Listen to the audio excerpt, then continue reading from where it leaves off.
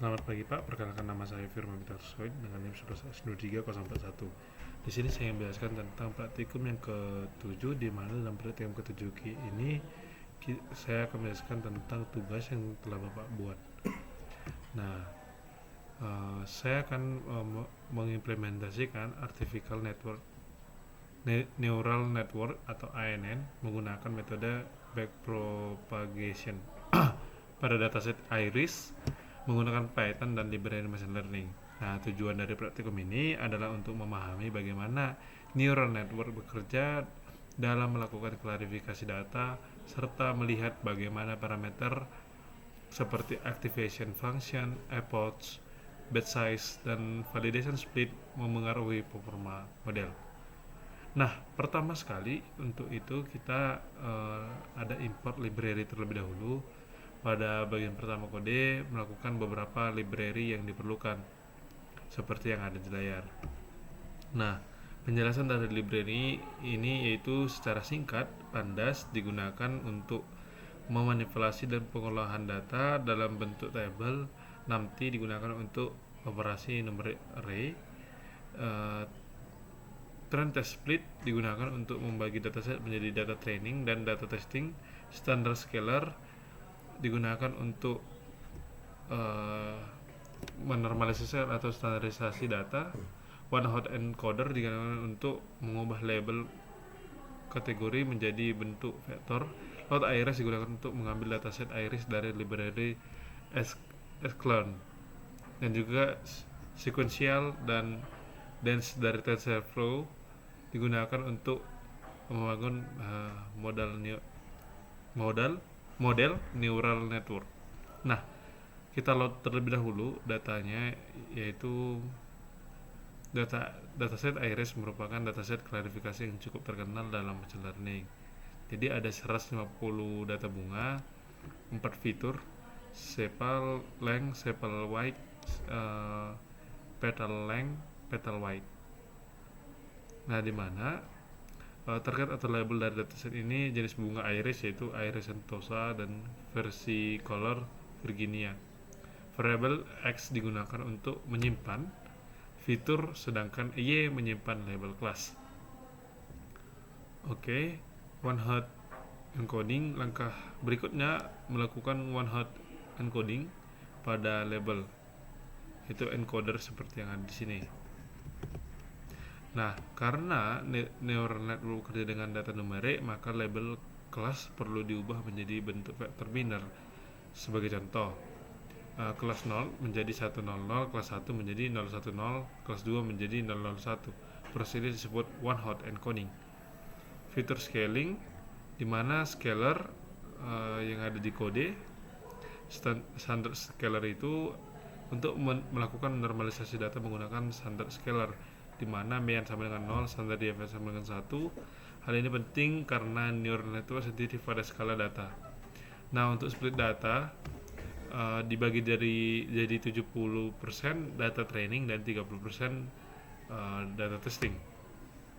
Nah, untuk membuat fungsi eksperimennya, selanjutnya kita membuat fungsi run eksperimen, di mana menjalankan berbagai percobaan. Fungsi ini digunakan untuk menjalankan model neural network dengan parameter yang berbeda-beda.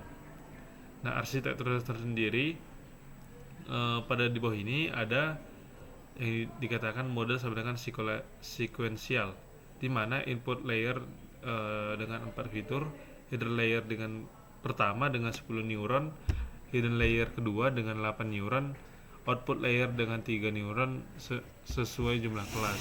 Activation function pada hidden layer dapat berubah sebuah eksperimen, sedangkan pada output layer digunakan untuk softmax karena ini adalah klarifikasi multi kelas. Nah, untuk model compile kita lihat bahwasanya untuk model compile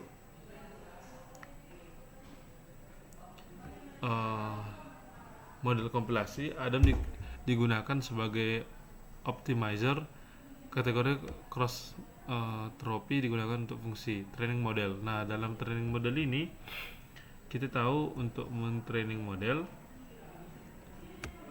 kita melihat dahulu beberapa parameter penting dalam training yaitu epochs, batch size, validation split. Epochs jumlah iterasi pelatihan, batch size jumlah sampel yang diproses sebelum update bobot, validation split persentase data training yang digunakan untuk validasi. Nah, untuk mengambil nilai akurasi bisa kita tambahi dengan cara train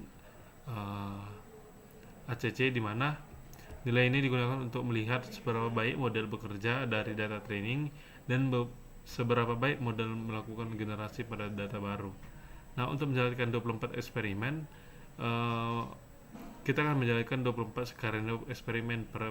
Parameter yang diubah antara lain activation function, efforts, batch size, validation. Dan juga activation functionnya diuji adalah ReLU, sigmoid, dan time. Nah, tujuan eksperimennya untuk melihat kombinasi parameter mana yang memberikan hasil terbaik. Nah, hasil eksperimen sudah saya buat di laporan. Hasil eksperimen kemudian ditampilkan dalam bentuk table sehingga diperoleh seperti demikian. Jadi, batch size, validation split, training, akurasi, validasi. Dataset kedua, sintesis data. Nah, di sini dataset memiliki 1000 sampel, 10 fitur, dan 2 kelas. Menggunakan training 2 hidden layer, 100 neuron, 50 neuron. Evaluasinya, kita buat evaluasinya dengan melihat akurasi model, precision, recall, F1 score. Nah, sekianlah hasilnya dari iterasi yang sudah dibuat. Ini untuk penutup, sebagai kesimpulan, praktikum ini menunjukkan bahwa performa neural network sangat dipengaruhi oleh beberapa parameter seperti fungsi aktivasi, jumlah epochs, batch size, dan validation split. Ditandai dengan seperti saya bilang tadi, bahwasanya hasil dari ketiga aktivasi ini berbeda-beda tergantung dari aktivasinya dan juga batch size, epochs. Nah, kita lihat bahwasanya dalam eksperimen function seperti ReLU dan TAN cenderung memberikan performa yang lebih baik dibandingkan sigmoid, serta peningkatan epochs biasanya dapat meningkatkan akurasi model.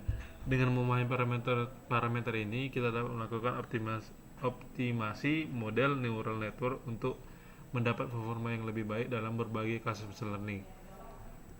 Nah, sekian, jika ada kesalahan mohon dimaafkan. Terima kasih.